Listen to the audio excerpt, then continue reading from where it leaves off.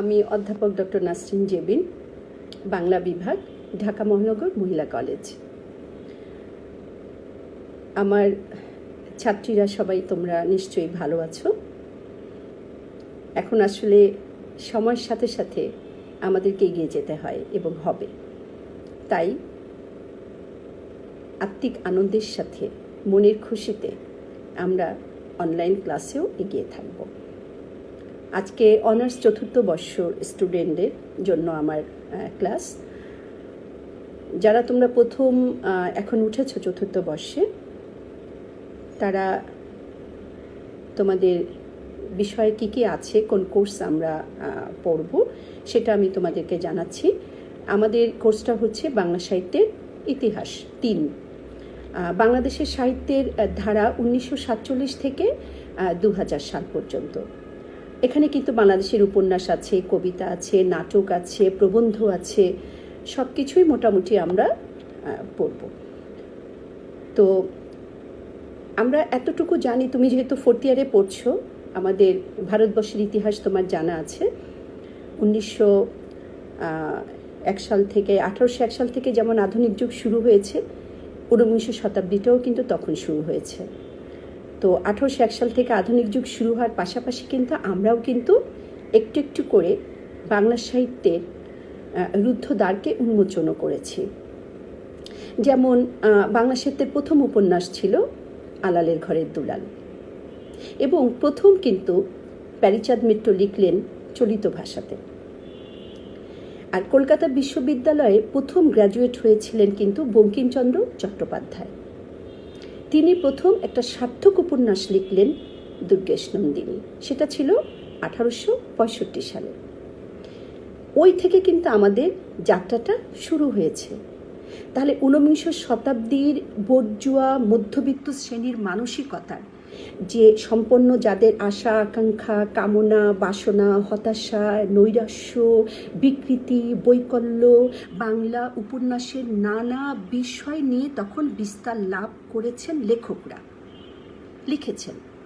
বঙ্কিমচন্দ্রের পর মোশাররফ হোসেন, রবীন্দ্রনাথ ঠাকুর, শরৎচন্দ্র চট্টোপাধ্যায়, এরা সবাই কিন্তু সামন্ত সমাজের অবক্ষয় রূপটা যেমন করে উপস্থাপন করেছেন, তখন তো ব্রিটিশ শাসন ছিল তোমরা জানো, উপস্থাপন করেছেন, তেমনি তারা কিন্তু একটা নতুন মধ্যবিত্ত সমাজও তৈরি করার ব্যাপারে সৃজনশীলতার সাক্ষ্য রেখেছিলেন।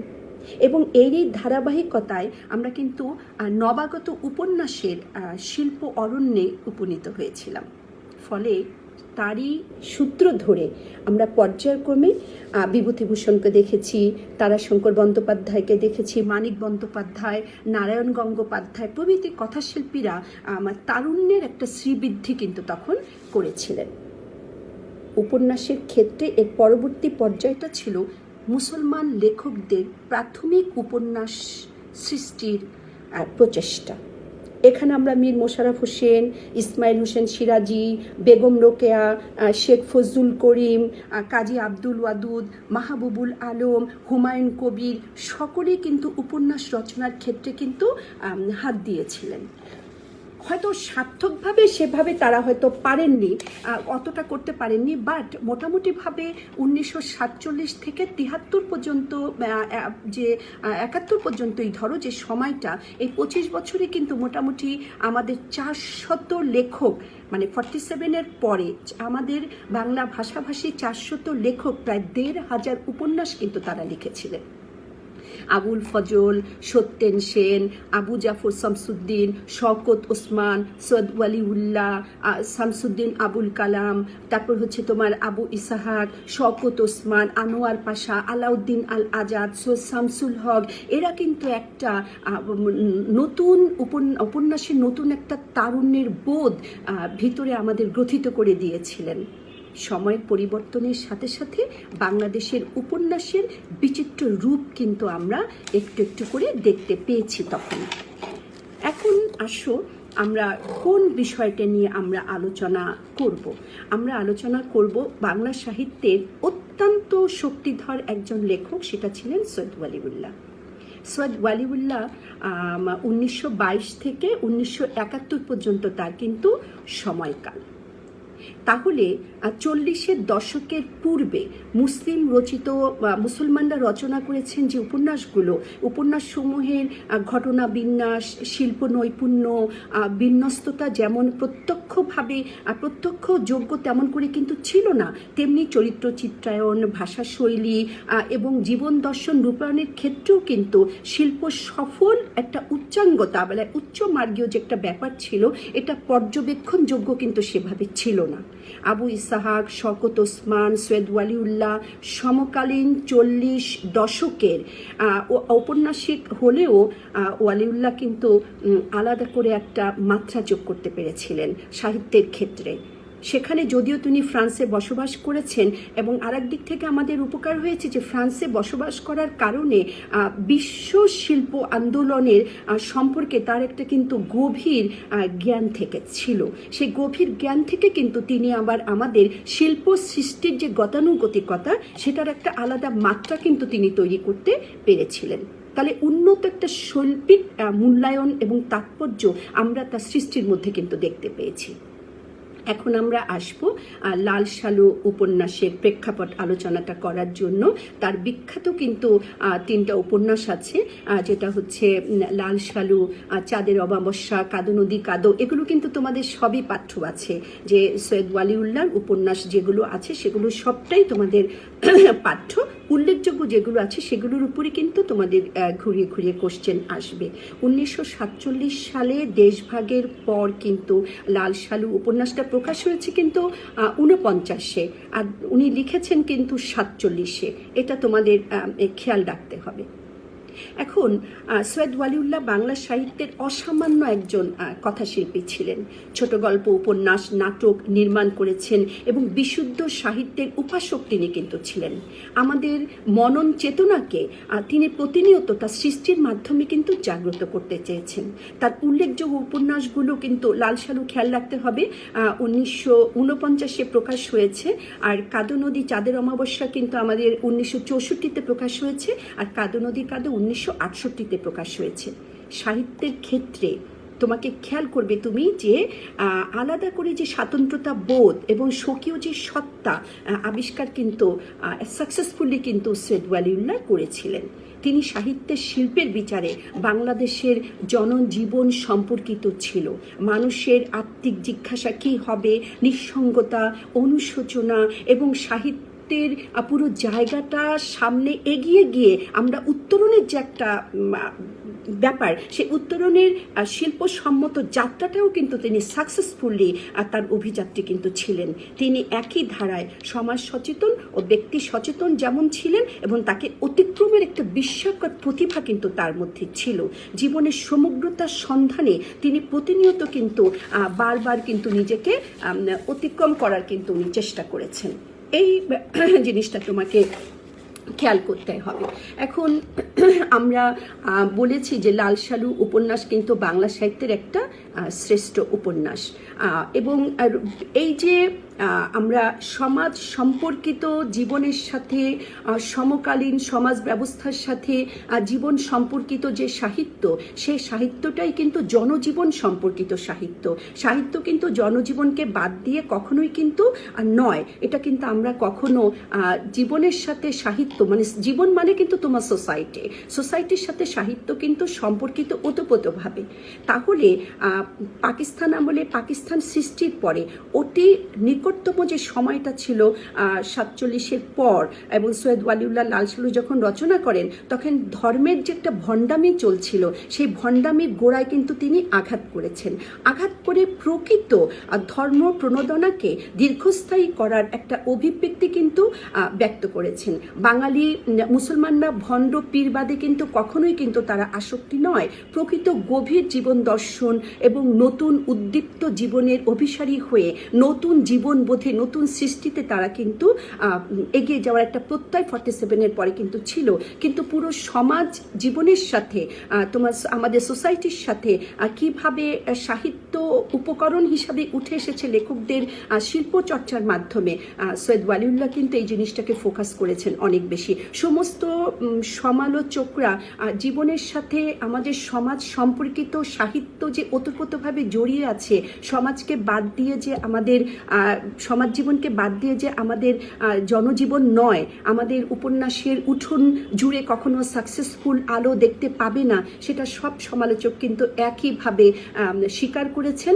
যার জন্য আমরা বলতে পারি যে the first and the most significant reason for the relationship between society and literature is the fact man creates the literature and he is the social element. এই সোশ্যাল অ্যানিমাল তোমার যারা আছে তারা কিন্তু অবশ্যই আমাদের সোসাইটির সাথে সম্পর্কিত, এবং এই সোসাইটির এই বিষয়গুলোও কিন্তু আমাদের উঠে আসছে উপন্যাসে। তাহলে সৈয়দ ওয়ালিউল্লাহকে আমরা দেখেছি লাল সালু উপন্যাসে তখন সমসাময়িক যে ধর্মকে ব্যবহার করে যে ব্যবসা করার এবং পীরদের যে একটা ভণ্ড পীরদের যে প্রক্রিয়া প্রচলন ছিল, গ্রামের সহজ সরল মানুষকে, মানুষের সহজ সরল বিশ্বাসকে উপাত্ত করে, এটা কিন্তু আমাদেরকে স্বীকার করতে হবে। তাহলে কিন্তু লাল সালু বাংলা সাহিত্যের একটা শ্রেষ্ঠ উপন্যাস, এবং দুঃসাহসী লেখক বলবো সৈয়দ ওয়ালিউল্লাহকে, যে তার উপন্যাসের জমি হিসাবে তিনি তখন বেছে নিয়েছেন প্রত্যন্ত গ্রাম এবং তার সমাজচিত্রকে। কুসংস্কারচ্ছন্ন, ধর্মভীরু, দরিদ্র গ্রামবাসী, অন্যদিকে শঠ, প্রতারক, ধর্ম ব্যবসায়ী, শস্য ভূস্বামীকে আমরা দেখতে পাচ্ছি। যুগ যুগ ব্যাপী আমরা শেকড় গাড়া কুসংস্কার, অন্ধবিশ্বাস, ভীতির সাথে সুস্থ জীবনাকাঙ্ক্ষার যে উদ্দীপনা শক্তি, সেটাকেও কিন্তু আমরা দেখেছি। শ্রেণী বিভক্ত সমাজে যা কিছু প্রাত্যহিক ও সামাজিক, তাই কিন্তু আমরা উপন্যাসে সবসময় পাই, যার পটভূমি সামন্তবাদী সমাজ ব্যবস্থা, ধর্মের আবরণে অধর্ম, ধর্মাচারের নামে আমরা অমানসিকতার যে মনোভাব ও অনাচার, তার বর্ণনা কিন্তু সৈয়দ ওয়ালিউল্লাহ এই উপন্যাসের মধ্যে দেখিয়েছেন। গ্রাম বাংলার প্রতীক রূপে মহব্বতনগর গ্রামে দৈহিক শ্রমের বিনিময়ে মূল্য অপরিবর্তনীয় ছিল। মুক্ত চিন্তার সপক্ষে শিক্ষা কিন্তু এখানে বিধর্মী হওয়ার প্রথম পদক্ষেপ আমরা দেখেছি। তুমি মুক্ত চিন্তা প্রকাশ করতে যাচ্ছ, কিন্তু তুমি কিন্তু এখানে বিধর্মী তুমি হচ্ছ, বিধর্মী তোমাকে কিন্তু খেতাব দেয়া হচ্ছে। এই বিধর্মী খেতাব যে তোমাকে দেয়া হচ্ছে, এটা কিন্তু সম্পূর্ণভাবে তোমার অস্তিত্বকে বিপন্ন করে দিচ্ছে। তাহলে লাল সালু উপন্যাস তো আমাদের খুব ভালো করে পড়তে হবে। লাল সালু উপন্যাস গড়ে উঠেছে কিন্তু ধর্মীয় প্রতারণার শিকার একদল ভাগ্য বিড়ম্বিত মানুষকে নিয়ে। ঝালরওয়ালা, লাল সালু কাপড়ে আবৃত, মাছের পিঠের মতো কবর, মূলত আমাদের বোধ শক্তিহীন, সত্য মিথ্যা, ন্যায় অন্যায় বুঝতে কিন্তু একদম অক্ষম মানসিকতারই প্রতিফলন। মাজারে কিন্তু মজিদের সবচেয়ে বড় শক্তির উৎস, যে শক্তি জমিলার মাধ্যমে আস্তে আস্তে বিধ্বস্ত হয়েছে। লাল সালু শুধু মহব্বত নগরীরই উপন্যাস নয়, শতবর্ষী সমাজ ব্যবস্থা, দীর্ঘকাল ধরে গড়ে ওঠা বাংলাদেশের নিরুপায় ও বিপন্ন সত্তার ইতিহাস এখানে জড়িত আছে। উপন্যাসিক অত্যন্ত সচেতনভাবে একটি আর্থসামাজিক পরিবেশ, গ্রামীণ জীবন বাস্তবতাকে দেশ কালের আলোকে উপস্থাপন করেছেন। তোমাকে খেয়াল রাখতে হবে, দ্বিতীয় বিশ্বযুদ্ধের পূর্বে উপন্যাস যেখানে অনিবার্যভাবে শহর কেন্দ্রিক ছিল, ঠিক তখনই আমরা দেখতে পেয়েছি একটি অক্ষত গ্রামে, যেখানে মজিদ শস্যহীন, জনবহুল, অথচ শস্যের চাইতে টুপি বেশি, এরকম একটি অঞ্চলের নিরন্ন মানুষ কিন্তু মজিদ। সে কি করলো? মতিগঞ্জের সড়ক ধরে পেটের পীড়নে সে কিন্তু মহব্বতনগর গ্রামে কিন্তু প্রবেশ করেছে, কিন্তু তার একটা দূরভিসন্ধি অভিযান কিন্তু তার ছিল। এটা বেঁচে থাকার তাগিদে সে কিন্তু একটি প্রাচীন কবরকে মোদাস্সির পীরের মাজার বলে প্রচার করেছে। গ্রামবাসীকে এটা প্রচার করে সবাইকে লজ্জিত করেছে, একেবারে মাথা নত করে দিয়েছে। লাল সালু দিয়ে ঢাকা কবর ক্রমশ হয়ে উঠেছে মজিদের ক্ষমতা আর প্রতিষ্ঠার জীবন্ত হাতিয়ার। শালু কাপড় দিয়ে আবৃত মাছের পিঠের মতো সেই লাল সালু দিয়ে, ঝালরওয়ালা লাল সালুতে আবৃত হয়ে গেছে মাছের পিঠের মতো মাজার। যে মাজারটি কার, এটা কিন্তু মজিদও জানে না। সেখানে আস্তে আস্তে সেই মহব্বতনগর গ্রামের মানুষের সরল বিশ্বাসকে পুঁজি করে সেখানে আগরবাতি জ্বলে উঠে গন্ধ ছড়িয়েছে, মোমবাতি জ্বলেছে, রাত দিন জিকিরাজার হয়েছে। গ্রামের মানুষ দৌড়ে দৌড়ে তার বিপন্ন জীবনের ইতিহাস বর্ণনা করতে এসেছে, পাশাপাশি ঝকঝকে পয়সার ছড়াছড়িও কিন্তু হয়েছে। মানুষ কিন্তু মজিদ সম্পর্কে লেখক যেটা বলেছেন সেটা তোমাদের একটু জানতে হবে। মজিদের জন্ম কিন্তু নোয়াখালীতে। সেখানে আবাদযোগ্য জমির তুলনায় জনসংখ্যা অনেক বেশি ছিল। খরা আর বৃষ্টিতে ফসল প্রতিনিয়তই কিন্তু নষ্ট হয়ে যেত। নদীর ভাঙনে কিন্তু বিলীন হয়ে গেছে মানে জায়গার পর জায়গা। এই এলাকার অধিকাংশ মানুষ কিন্তু নিরন্ন, ক্ষুধা, দারিদ্র্যের শিকার এবং মুখে দাড়ি গজিয়ে ওঠার আগেই কিন্তু তারা কোরআনে হাফেজ হয়ে যায়। কিন্তু যেহেতু ওখানে কিন্তু কাজ নেই, তাহলে ধর্মের আগাছা কিন্তু বেশি, ফসল কিন্তু সেখানে নেই। তাই মানুষ পেটের পীড়নে যখন জীবন জীবিকার জন্য দূর দূরান্তে কিন্তু কাজ করতে চলে যায়। তেমনি করে মজিদ কিন্তু মোহাব্বতনগর গ্রামে সে এসেছে একটা অনেক বড় পরিকল্পনা করে। কারণ এই গ্রামের মানুষরা সহজ সরল এবং পুরোপুরি মানে মানে ধর্মকে বিশ্বাস করানো, ধর্মকে অবলম্বন করে যে তার দূরভিসন্ধি যে অভিযান সেটা যে সাকসেস সে করতে পারবে সেটা কিন্তু সে এখানে বুঝতে পেরেছে। তাহলে গ্রাম থেকে অভাবের তাড়নায় মোহাব্বতনগর গ্রামে এসে একটি পরিত্যক্ত বাঁশঝাড়কে মোদাস্সির পীরের মাজার বলে সে কিন্তু উল্লেখ করেছে। তাহলে উল্লেখ করার পাশাপাশি আমরা দেখেছি যে গ্রামের যে মাতব্বর ছিল খালেক ব্যাপারী, তাকে কিন্তু সে প্রভাবিত করেছে। কারণ এই সমস্ত ব্যবসায়ীরা, এই সমস্ত কূট মনোবৃত্তির অভিযাত্রী সাকসেস করার যে মানুষগুলো, ব্যক্তিগুলো আমাদের সমাজে আছে, তারা কিন্তু আবার এই সমস্ত মাতব্বর, তখন কিন্তু গ্রামে চেয়ারম্যান মাতব্বররাই কিন্তু সব কিছু মানে করতো, তাদের হুকুমেই সব কিছু হতো। তাহলে তাকে কিন্তু আগে সাথী করে নিয়েছে। তাহলে তার ধর্ম ব্যবসাটা করতে সুবিধা হয়েছে। আমরা এভাবেই তার ধর্ম ব্যবসা সে শুরু করেছিল। আস্তে আস্তে তার জোর জমি হয়েছে, আস্তে আস্তে তার প্রতিপত্তি হয়েছে, তার জমি জিরাত হয়েছে, অবস্থাপন্ন হয়ে উঠেছে মজিদ কিন্তু নিজেও জানে না যে এই মাজারটি কে, এখানে যে মিথ্যা মাজার, মিথ্যা কবর এবং এই কবরটার মধ্যে কে ঘুমিয়ে আছে, মজিদ কিন্তু নিজেও জানে না। কিন্তু আমরা দেখতে পেয়েছি সে কিন্তু রহিমাকে একদম মানে বলিষ্ঠ এবং স্বাস্থ্যবতী মহিলা ছিল গ্রামেরই রহিমা, তাকে কিন্তু সে বিয়ে করেছে। এবং রহিমা কিন্তু মজিদের সমস্ত ইচ্ছাকে, বিশ্বাসকে সে কিন্তু সর্বান্তকরণে বিশ্বাস করেছে এবং তার ধর্মকে নিয়ে সে যে ব্যবসা করছে, রহিমাও কিন্তু মনে করে যে মজিদ সত্যি মনে হয় খোদা তাআলার বিশেষ একটা বান্দা। তাকে সে খুব ভয় পেয়েছে। ভয় পেয়ে কিন্তু সে যা কিছু করেছে তার একটা প্রচ্ছন্ন মানে সহকর্মী হিসাবে, সহব্যথী সহমর্মী হিসাবে সে কিন্তু তার সাথে একই সাথে চলেছে। এই দীর্ঘ দেহের রহিমা এই গ্রামেরই কিন্তু একজন মানুষ, যার ছোটবেলায় বিয়ে হয়েছিল, পরে বিধবা হয়ে সে কিন্তু বাবার বাড়িতে এসেছে।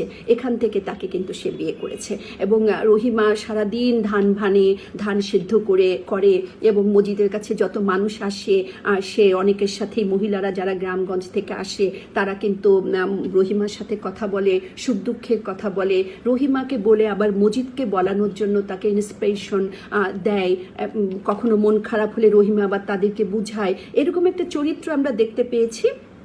তাহের কাদেরের ভাই হাসুনির মা, তাকে দেখেছি সে যখন তখন কিন্তু রহিমার কাছে আসতো, কাঁথা সেলাই করে দিত, ধান সিদ্ধ করে দিত। এরকম করে একদিন কিন্তু তাহের কাদেরের বাবা ছিল ঠ্যাঙা বুড়া আর তার মা ছিল ঠ্যাঙা বুড়ি। এই ঠ্যাঙা বুড়ার নাম নেই উপন্যাসে।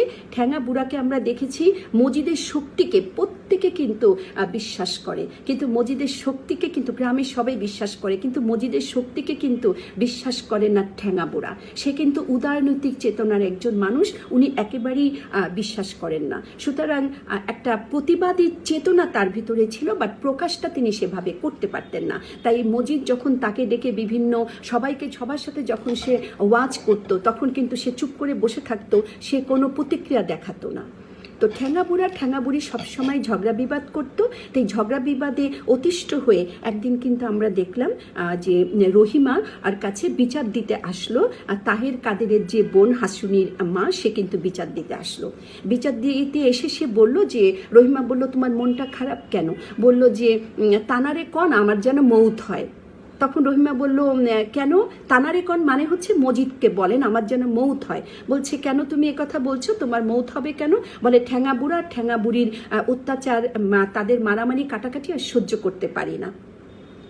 রহিমা যেহেতু তাকে খুব বোঝানোর একটা চেষ্টা করলো, যেহেতু এরকম কথা বলতে হয় না, এরকম কথা তুমি বলবে না, কারণ হাসুনির মা কিন্তু বাবার বাড়িতেই থাকে এবং কাজ করে বিভিন্ন রকমের। এই কাজগুলো করেই কিন্তু ধান ভাঙছে, কারোর সে খেতে কাজ করে দিচ্ছে, কখনো সে কাঁথা সেলাই করে দিচ্ছে, কারো রহিমাকেও সে কিন্তু তাই করতো। এবং সে এখানে আমরা দেখছি যে তার মনের ইচ্ছাটা সে তখন সেখানে রাগে, দুঃখে, ক্ষোভে, জীবন যন্ত্রণায় পীড়িত হয়ে সে কিন্তু এটা প্রকাশ করে ফেললো যে তাদের ঝগড়া। এবং বলছে যে বুড়ি বলে, রাগের চোটে বুড়াকে বলছে যে এই পোলাপানগুলি তোর না, এই পোলাপানগুলি তোর জন্মের না। তখনই কিন্তু বুড়া অনেক রেগে গেছে, ঠ্যাঙাবুড়া রেগে গেছে, এই নিয়ে অনেক অশান্তি বাসার মধ্যে। এই বিচারটা যখন হাসুনির মা দিয়ে গেল রহিমার কাছে, এরপরেই কিন্তু আমরা দেখেছি যে মজিদ কিন্তু ডেকেছে। মজিদ কিন্তু ডাকলো, কাকে ডাকলো? ঠ্যাঙাবুড়াকে ডাকলো যে তোমার সন্তানরা একথা কেন বলে যে পোলাপানগুলো তোমার না। কিন্তু ব্যক্তিত্ব সচেতন চরিত্র হিসাবে, অস্তিত্বমুখী চরিত্রের বিকাশের ধারক হিসাবে আমরা ঠ্যাঙাবুড়াকে দেখেছি। সে কিন্তু খুবই বিরক্ত হলো যে আমার ঘরের কথা পরে জানলো কেমনে এবং কিভাবে জানবে, কেন? তাহলে অবশ্যই হাসুনির মা মানে তার মেয়ে এ বাড়িতে আসে, তাহলে সেই মনে হয় বলেছে।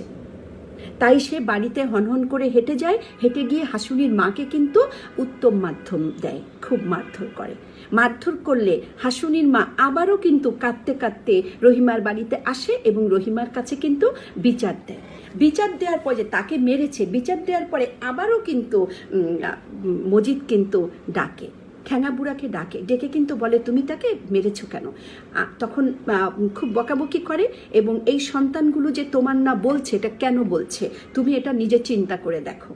ঠ্যাঙাবুড়াও কিন্তু জানে যে বুড়ি রাগ করেই বলেছে, ঝগড়া করার খাতিরেই বলেছে, বাট তারপরেও সে কেন এত বছর পর এ কথা বলল, ঠ্যাঙাবুড়াকেও কিন্তু এই বিষয়টা নিয়ে খুব ভাবিত করেছে। এবং ঠ্যাঙাবুড়া অবচেতন মনে সেই কিশোরী বয়সে ঠ্যাঙাবুড়ি কেমন সুন্দর ছিল, কেমন ছুটে ছুটে চারপাশে বেড়াতো, কেমন করে তার দুঃসম্পর্কের এক ভাই বাড়িতে আসতো, সেখানে তো আবার কোনো সম্পর্ক গড়ে ওঠেনি, এরকম একটা চিন্তাও কিন্তু তাকে রক্তাক্ত করেছে, বিক্ষিপ্ত করেছে, অভিমানী করেছে, প্রতিবাদ মুখর করেছে। সেখান থেকে সে এসে অপমানিত হয়েছে অনেক। বাড়িতে এসে সে চুপ করে বসেছিল। মেয়ে তো মনে করেছে হাসুনির মা যে আমাকে আজকে মেরেই ফেলবে, কিন্তু হাসুনির মার কাছে সে কিন্তু একটু খাওয়া চেয়েছে যে আমাকে একটু চিরা গুড় দাও। সেটা কিন্তু দেওয়ার পরে পানি খেয়েছে। খাওয়ার পরে মেয়ে তো দৌড়ে বাবার জন্য আনতে গিয়েছে। যখন আবার ঘুরে এসেছে দেখে বাবা কিন্তু নিরুদ্দেশ হয়ে গেছে। এই যে ব্যক্তিত্ব, অস্তিত্বমুখী একটা চরিত্র আমরা ঠ্যাঙাবুড়ার মধ্যে কিন্তু দেখতে পেয়েছি। তিনি কোথায় গেছেন পরে অনেক খোঁজাখুঁজি করা হয়েছে, কিন্তু তাকে কিন্তু আর পাওয়া যায়নি। আমরা রহিমাকে দেখেছি সম্পূর্ণভাবে সে কিন্তু বিশ্বাস করছে মানে মজিদের বিশ্বাসের জায়গাটাতে আমরা দেখি যে রহিমা এতটুকু কিন্তু অবিশ্বাসের জায়গা কিন্তু রহিমার তৈরি হয়নি, কারণ রহিমা মজিদের কিন্তু প্রথম স্ত্রী ছিল। রহিমা মজিদের মাজারকে সমীহ করেছে, ভয় পেয়েছে, কারণ সে মাজারটি আসলেই কোনো সুফি সাধকের মাজার কিনা সেটা কিন্তু উদ্ঘাটন করা সম্ভব হয়নি, কিন্তু ভয়টা কিন্তু তার ভিতরে ঠিকই কিন্তু ছিল।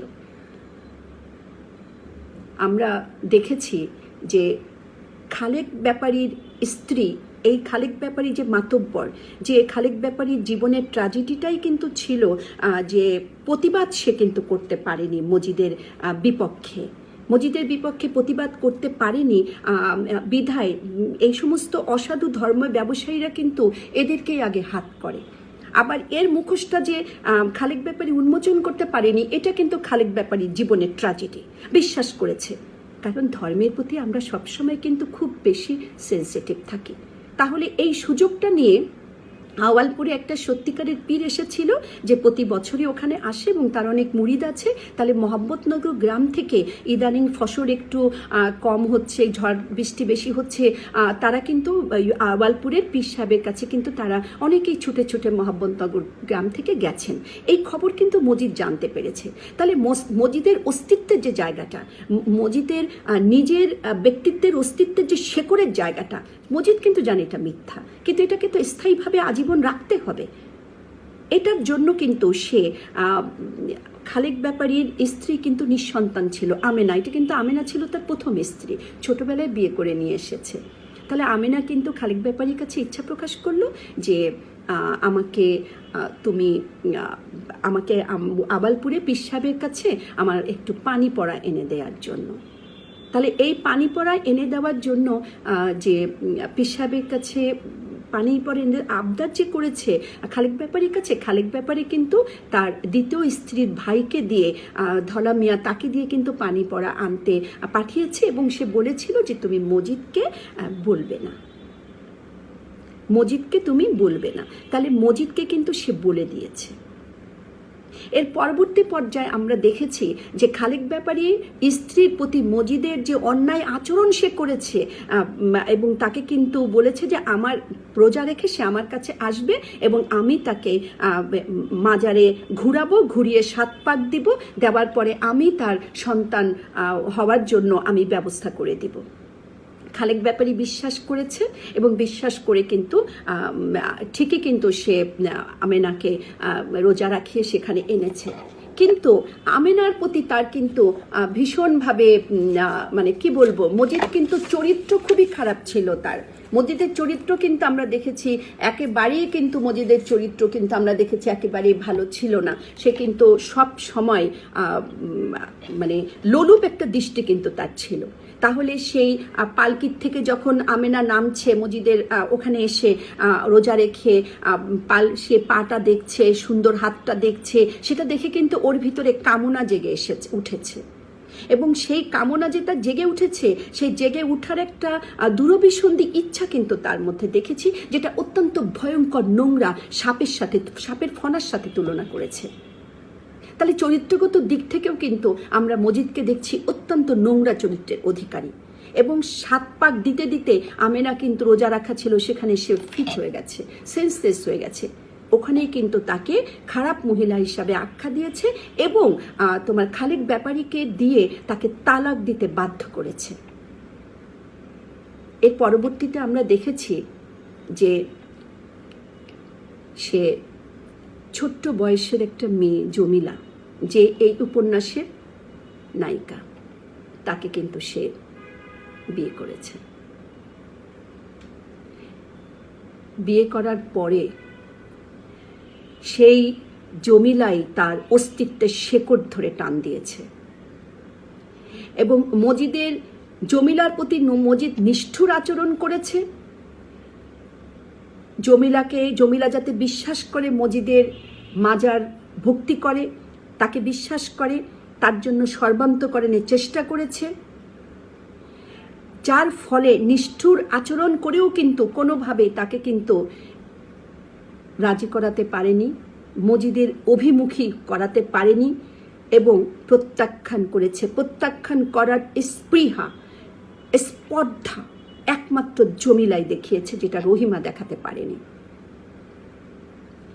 আমরা কিশোরী জমিলার সাথে প্রায় প্রবীণ, পৌর, ক্ষীণস্বাস্থ্যের কাঁচা পাকা দাড়ি মজিদের যে বিয়ে হলো, সেটা কিন্তু যেদিন বিয়ের দিন বেড়ার ফাঁক দিয়ে সে দেখছিল জমিলা, সেই জমিলা কিন্তু হাসতে হাসতে রহিমাকে বলছে, আমি ভেবেছিলাম তানি যেন দুলার বাপ, মানে আমার যার সাথে বিয়ে হচ্ছে তার বাবা মনে হয় সে। এরপরেই কিন্তু রহিমার সাথে যখন সেই গল্পটা বলতে থাকে কাঁথা সেলাই করতে করতে, তখনই যন্ত্রণাদগ্ধ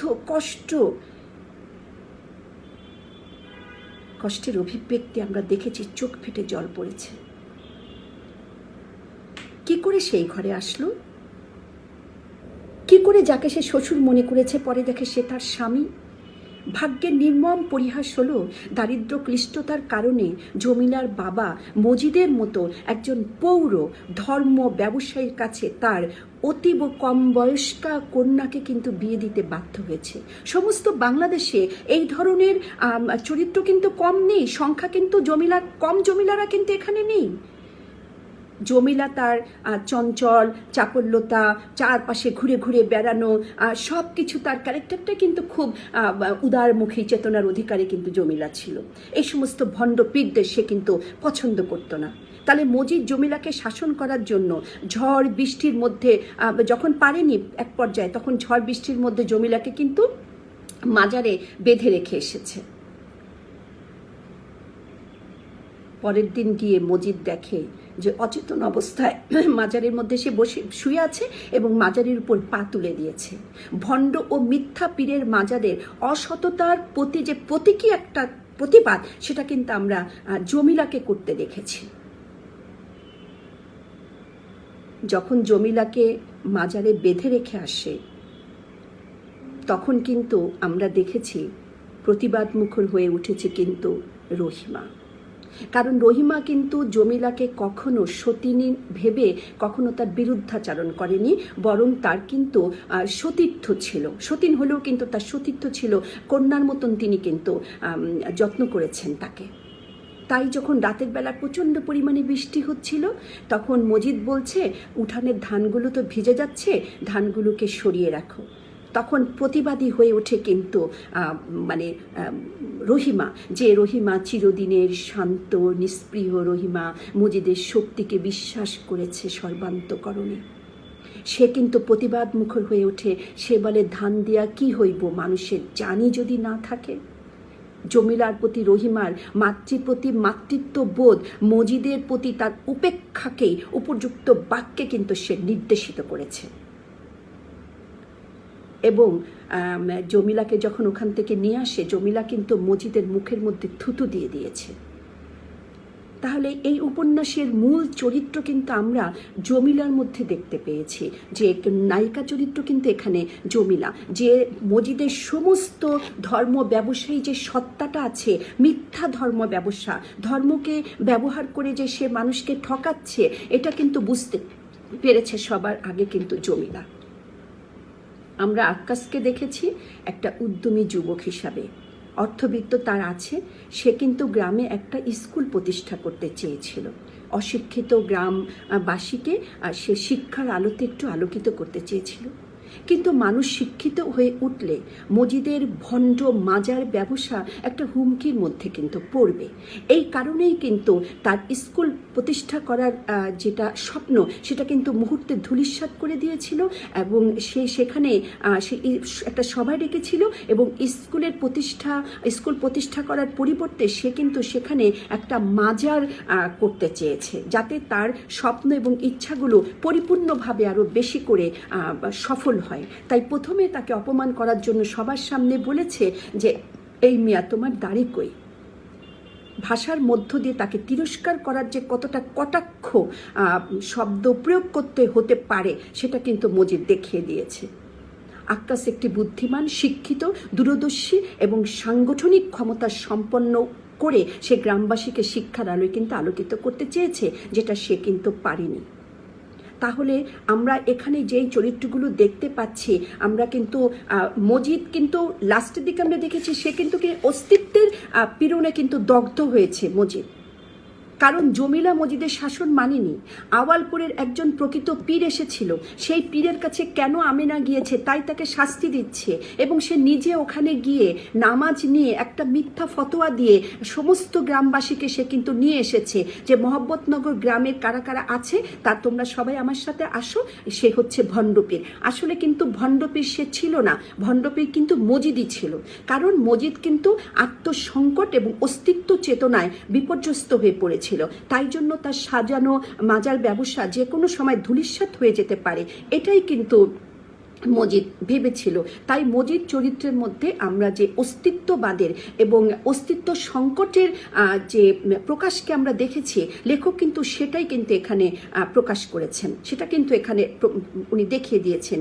যে কারণে আমরা দেখেছি একটার পর একটা তার দুরভিসন্ধ যে ইচ্ছাগুলো সেগুলো কিন্তু প্রকাশ করেছে। আর জমিলাকে আমরা দেখেছি কিন্তু বহু বিবাহ প্রথার যে একটা বলি, সে কিন্তু জমিলা কিন্তু বহু বিবাহ প্রথার বলি, এবং অসামঞ্জস্য বিবাহে তার অন্তর কিন্তু একটা বিষাক্ত ছিল। সে মজিদকে ঘৃণা করেছে, সে বরের বাপ মনে করেছে। রহিমা কিন্তু যেটা পারেনি, মজিদকে মানে জমিলা কিন্তু সেটা পেরেছে। মজিদের গায়ে সে থুতু দিয়েছে, মাজারে পা দিয়ে সে বিদ্রোহ করেছে। এগুলো সবই কিন্তু সচেতন শিল্পীর চেতনা প্রবাহের ফসল হিসাবে আমরা দেখতে পেয়েছি। মাজারকে কেন্দ্র করে সামাজিক নানা চিত্র আমরা এখানে দেখেছি, এবং ধর্মীয় গোড়ামি, বিধ্বস্ত মুসলিম সমাজের চিত্র তখন গ্রামগুলোতে যেভাবে দোলায়িত হয়েছে, সেটা যদি আমরা দেখতে যাই তাহলে আমরা অনেক আরও শেকড়ে আমাদের যেতে হবে। মজিদ কিন্তু এক সময় অস্তিত্ব সংকটে ভুগতে থাকে। জমিলা মজিদের অস্তিত্বের মধ্যে আঘাত করেছে, তার অস্তিত্বকে বিপন্ন করেছে। জমিলা আমরা কিন্তু খেয়াল করবে এখানে যে সে কিন্তু জমিলা কিন্তু রহিমা কিন্তু জমিলাকে কখনোই শত্রু ভাবেনি, তার প্রতি কিন্তু অনেক সতীর্থ ছিল। রহিমার অসমাপ্ত কাজ বরং জমিলা সম্পন্ন করেছে। শেষে কিন্তু আমরা দেখেছি প্রকৃতি ও নারী উভয়ই কিন্তু, প্রকৃতি এবং নারী উভয়ই কিন্তু মজিদের সাথে বিট্রে করেছে এবং মজিদকে ছেড়ে দিয়েছে। মজিদ চরিত্র শুধু বাংলা সাহিত্যেই নয়, বিশ্ব সাহিত্যের আলোক নন্দিত শিল্প সফল চরিত্র। তাকে কেন্দ্র করে খালেক ব্যাপারী, তারপর হচ্ছে আমেনা বিবি, তাহের কাদেরের বাবা, রহিমা, জমিলা, হাসুনির মা, মধ্যবর্তী যত চরিত্রগুলোকে আমরা দেখেছি সেগুলো কিন্তু পরিণাম বোধের কাছে আমরা কিন্তু দেখি যে পরিপূর্ণভাবে প্রকাশ দিয়েছে। তাহলে আমরা এইভাবেই কিন্তু দেখেছি যে ধর্মের আবরণে অধর্ম, কুসংস্কার এবং অন্ধবিশ্বাস প্রবল হয়ে উঠেছে লাল সালু উপন্যাসে। সমাজ চলেছে কিন্তু তখন আসলে মাতব্বর মোল্লাদের ফতোয়ার রায় চলেছে। মানুষকে শোষণ করার ক্ষেত্রে মাতব্বররা তখন কিন্তু ধর্ম ব্যবসায়ীদের সাথে হাত মিলিয়েছিল। আওয়ালপুরের পীরের সাথে মজিদের যে সংঘর্ষ, অশিক্ষিত জনগণ কিন্তু মানে ভাগ্য বলে মেনে নিয়েছিল। ওরা ঠ্যাঙাবুড়াকে আমরা দেখেছি মজিদের অলৌকিক শক্তিকে সে কিন্তু বিশ্বাস করছে না, কারণ তাকে দেখছি আমরা সত্যানুসন্ধানী। আক্কাসকে আমরা দেখছি কুসংস্কারকে চূর্ণ করে উদারনৈতিক চেতনাবোধে শিক্ষিত করতে চাইছে, সেটা স্কুল প্রতিষ্ঠা করতে চাইছে। রহিমার সমগ্র সত্তায় গ্রামীণ সহিষ্ণুতা, শাশ্বত মমত্ববোধ, ভয়, স্বামীভক্তি এবং ধর্মের কুসংস্কার, এগুলোকে সে সবসময় ভয় পেয়েছে। কারণ মহব্বতনগর গ্রাম কেন, তখন সমস্ত গ্রামগুলো এই ধারায় প্রবাহিত হয়েছিল। যখন সন্তানতুল্য জমিলাকে বেঁধে রাখে তখন রহিমা কিন্তু জ্বলে ওঠে। আমরা কি দেখেছি এখানে বলো তো? মানবতার স্ফুরণ দেখেছি। অর্থ, বিত্ত, ধর্ম সব কিছুর ঊর্ধ্বে উঠে রহিমাকে আমরা উত্তরণ ঘটতে দেখেছি। কোন উত্তরণ? সমাজ বিকাশের উত্তরণ, মানুষ হিসাবে মানবতা বোধের উত্তরণ। গ্রামের 10 জন নারীর মতো বন্ধ্যাত্বের বৈজ্ঞানিক ধারণা কারণ সম্পর্কে যে অজ্ঞ, সেই আমেনা বিবিকে আমরা দেখেছি অজ্ঞ বলেই কিন্তু সহজেই ফুটে উঠেছে যে পীর ফকিরের পানি খেলেই হয়তো আমার সন্তান হবে। এই দৃশ্য কিন্তু চিরন্তন বাংলার সব নারীর কিন্তু আছে। সেই বিশ্বাসের বলেই কিন্তু সে আবার মজিদের কাছে এসে সে 7 পাক দিয়েছে। তাহলে এভাবে আমরা দেখেছি যে এই যে ভক্তি, এই যে পীর ফকিরদেরকে ভক্তি করা, তাদের পায়ে চুমো দেওয়া, তাদেরকে পদচুম্বন আপ্লুত হওয়া বিচ্ছিন্ন কোনো ঘটনা কিন্তু নয়। পীরের মহিমা আমাদের এই অন্ধ, অশিক্ষিত, মূর্খ দেশগুলোতে কিন্তু তখন খুব পরিমাণে কিন্তু ছিল। আমরা কিন্তু সেগুলোকে অস্বীকার করতে কিন্তু আমরা পারবো না। তাহলে সৈয়দ ওয়ালিউল্লাহ মানব জীবন সম্পর্কে প্রবল গভীরতম জ্ঞান তার ছিল বলেই মজিদের চাতুর সৌন্দর্যের মাধ্যমে তার ভণ্ডামিকে এবং রহিমা, খালেক ব্যাপারী, জমিলার জীবনের ব্যর্থতার রূপকে তিনি খুব সুন্দরভাবে কিন্তু উপস্থাপন কিন্তু তিনি করেছেন। এইভাবে কিন্তু আমরা লাল সালুর নায়িকা কিন্তু রহিমা নয়, তোমরা এটা খেয়াল করবে, এটা কিন্তু জমিলা। কারণ জমিলার প্রতীকী প্রতিবাদ উপন্যাসটির মর্মকেন্দ্রে কিন্তু গেঁথে আছে, এটা খেয়াল করবে। মজিদের ভণ্ডামিকে লাল সালু উপন্যাসে লাল শালু কাপুরে আবৃত মাজারে পদাঘাত করে জমিলা কিন্তু তা স্পষ্ট করে দিয়েছে। তাই ঔপন্যাসিক কিন্তু এই কথাটা উপন্যাসে বলেছেন, আর মেহেদি দেওয়া তার একটা পা কবরের গায়ে লেগে আছে, পায়ের দুঃসাহস দেখে মজিদ মোটেই ক্রুদ্ধ হয় না। মজিদের কূটকৌশল, ধর্মীয় ব্যবসা বুদ্ধির কারণে একটি আরণ্যক স্থান মহান মর্যাদা পেয়েছে মোদাস্সের পীরের মাজার বলে, যেটাকে সে মোদাস্সের পীরের মাজার বলছে। সেই মাজারের শক্তি ও প্রভাবকে কেন্দ্র করে মজিদ মহব্বতনগর গ্রামে তার ভিত্তি প্রস্তর স্থাপন করেছিল, তার ক্ষমতাকে সুবিন্যস্ত করেছিল। মাজারটি ছিল লাল শালু কাপড়ে দিয়ে কিন্তু আবৃত মাজার ছিল কিন্তু। সৈয়দ ওয়ালিউল্লাহ এখানে সংলাপ নির্মাণ, তার ভাষার শৈলী, তার সৃষ্টির ক্ষমতা, এটা কিন্তু প্রগাঢ় এবং শিল্প নৈপুণ্যে ভরপুর ছিল। তা প্রায় তোমার বৃদ্ধ মজিদ বলো, তার সতীন রহিমা এবং জমিলা, তার অনুভূতির মধ্যে আমরা কিন্তু প্রকাশ পেয়েছি। উপন্যাস থেকে কিন্তু আমরা খুব গ্রামের একেবারে তথাকথিত যে বিষয়গুলো সেখানে উপস্থিত ছিল, সেই উপস্থিত বিষয়গুলো কিন্তু আমরা উদযাপিত হতে দেখেছি। পরিপূর্ণ মাত্রায় সমাজ সম্পর্কিত, জীবন সম্পর্কিত সাহিত্য হিসাবে লাল সালু উপন্যাস একটা বিশিষ্ট স্থান কিন্তু দখল করেছে, এটা তোমাদের খেয়াল রাখতে হবে। তাহলে সৈয়দ ওয়ালিউল্লাহ তার লাল সালু উপন্যাসে বাঙালি সমাজের আর্থসামাজিক বহির্বাস্তবতার টানাপোড়নে মজিদ চরিত্রের যে প্রতিষ্ঠাকামিতার যে চেষ্টা, সেটা কিন্তু আমরা স্থাপন করতে দেখেছি। গ্রামীণ জনগোষ্ঠীর মধ্যে ধর্মের ভয়কে কাজে লাগিয়ে মজিদ তার আত্মপ্রতিষ্ঠার যে সংগ্রামটা চালিয়েছিল এই উপন্যাসে, সেটা কিন্তু আমরা পরিপূর্ণভাবে দেখেছি। খালেক ব্যাপারীর স্ত্রীর প্রতি মজিদের যে লোভ ছিল, এবং যে কোনো জমিলাকে আমরা দেখেছি দ্বিতীয় স্ত্রী করার পিছনে তার যৌন প্রলোভনই কিন্তু উচ্চকিত হয়েছে। খালেক ব্যাপারী মাতব্বর ছিল ঠিকই, কিন্তু জমিদার বা মাতব্বর কিন্তু ধর্মের ভয়ের কারণে, ওই সেন্সিটিভনেসের কারণে সে কিন্তু আবার প্রতিবাদী সত্তা হতে তো পারেনি, বরং মজিদের সমস্ত পরিকল্পনার সহযাত্রী সে হয়েছে। তাহলে লাল সালু উপন্যাসে মজিদের